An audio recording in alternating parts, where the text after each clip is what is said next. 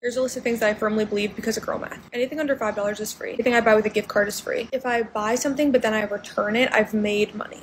Girl math, girl math, girl math. Girl math. TikTok seems to have given rise to many trends just from everyday experiences, and they just end up turning them into a viral phenomena. Girl math is a TikTok trend that involves individuals, predominantly women, sharing their unique methods of justifying purchases and expenses, and it's usually in a humorous, often playful approach to rationalizing financial decisions. So let's react to a few of them, because when I first came across this, I was a bit like, wow, okay, this is actually kind of funny, but kind of like, are people taking this seriously? Starting off strong, returning an item means I'm making money. So if I buy a shirt for $30 and I return it in a week, I get $30 back. That's an extra $30 in my bank account. And this is my main side hustle. This is the key to making money. This one is a funny one. And I guess it's like when you spend money and then once you return it on your next shopping trip, it's as though money just appeared again because you didn't actually want that item, so you just put the money somewhere else and then it just appeared again. But saying that's an investment, that's funny. So if I pay for something with cash, it's free. I see this one. You know that moment where you wear a jacket that you haven't worn in a really, really long time, and then you find inside the pocket a £20 note, and it just feels like a gift from me to me. I like this one. Anything under $5 is free. I guess this is because it's in smaller increments, but FYI, they do add up later on. These statements reflect a light-hearted approach to financial decisions, turning seemingly irrational spending choices into financially sound ones, at least in the eyes of those who are participating in this trend. Girl math may seem like a new concept, but it does share a few similarities to the stuff that we've talked about on YouTube, especially in luxury YouTube. And here on luxury YouTube, we've mentioned things like investment pieces or cost per wear. If I buy a bag for $5,000 and I wear it every day for 10 years, that's $5,000 divided by 365 into 10, which is only $1.30.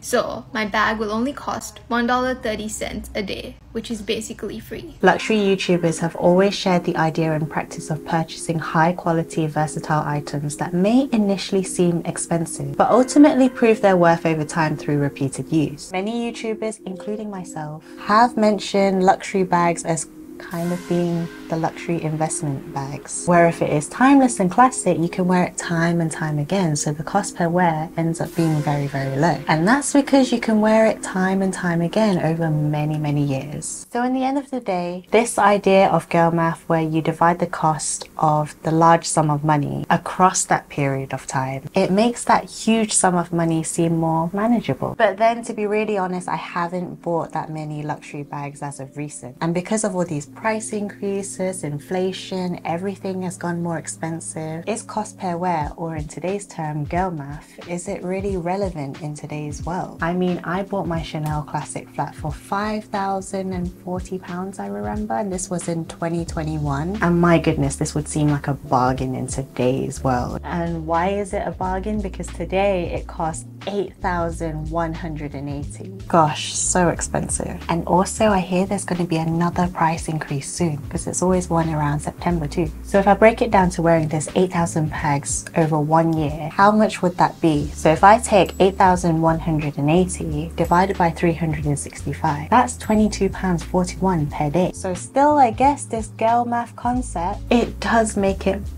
that bit more manageable. The idea to invest in items that will be used frequently and provide long-term value, which aligns with the core principles of smart financial decision making. That I don't have a problem with. If you know exactly what you wanted to purchase and why, then by all means I'd say it's okay, because as usual, as I always say on this channel, intention is key. But is this concept of girl math something that just gives an excuse for reckless spending, or is it a concept that can help you manifest a life that you wish to live in? The allure of girl math does give the ability to manifest a certain lifestyle. By adopting this playful approach to finances, individuals can feel liberated from the constraints of strict budgeting and rationalized indulgent purposes. It allows them to embrace a carefree attitude towards spending, believing that as long as they can justify their choices, financial worries can be set aside. This mentality can indeed lead to a fulfilling, joyous lifestyle that celebrates self-expression and luxury. I guess when you're manifesting something materialistic, materialistic, be it a luxury bag, gold, a car, or a house, it can make your stomach turn by paying that huge sum of money to something materialistic. And when it comes to breaking it down, it kind of just takes that edge off a bit and it lets you enjoy the item that you actually bought. However, there is a flip side to this trend. Over time, indulgent spending driven by this girl math trend. And while it may be lighthearted at first, it can morph very quickly into reckless spending habits, which then it can lead to even more long-term problems in terms of financial stability. There is another problem with the term girl math, where it can stir up quite a controversy. The term girl in girl math implies a stereotype that girls or women in general appear ignorant or careless about their financial decisions. This stereotype is both unfair and perpetuates gender bias, suggesting that women are inherently less knowledgeable about personal finance. It's essential to recognize that financial literacy is not gender specific, and reinforcing such stereotypes can hinder efforts to promote financial empowerment among all genders. It's not just girl math that is stirring up such gender stereotypes. There is also girl dinner. Girl dinner is the amalgamation of random foods from your pantry or fridge that have no business being on the same plate together and likely don't involve any cooking. Think 17 cubes of cheese, a cucumber, and a breadstick.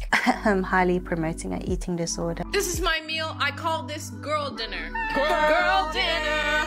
Girl dinner. Girl dinner. Oh, girl dinner. By promoting snacking as a main meal. Girl dinner. Girl dinner. Girl dinner. Oh, girl dinner. And equally is another viral sensation happening on TikTok. So just to wrap this up, the girl math trend may seem like a new concept on TikTok, but it draws parallels to established ideas in the world of personal finance. While it can help manifest a carefree, indulgent lifestyle, it carries the risk of promoting reckless spending habits that can lead to financial troubles. I just hope that this girl aspect to this whole trend doesn't inflict too much of a heavy stereotype online, where it can make girls just feel really dumb and inferior, when actually if you empower through it and view it from an external standpoint, you can definitely read past it. And I just hope that more and more girls just don't conform to this girl stereotype. In the end, it's essential to just be wiser when it comes to making your financial decisions on your own, to balance your fun money as well as money for responsible things, and always base your decisions with the best intentions in mind. So what do you think of girl math? Do you think there is some sense to it, or do you think this is the most ridiculous thing you've ever heard? Do let me know in the comments down below. And remember, let's reach to as many people out there who want to share a safe space to open up and join our heart-to-heart conversation. See you in the comments down below. If you enjoyed today's video, then check out my next video on is it love or is it just expensive? So click over here and I will see you there. Bye!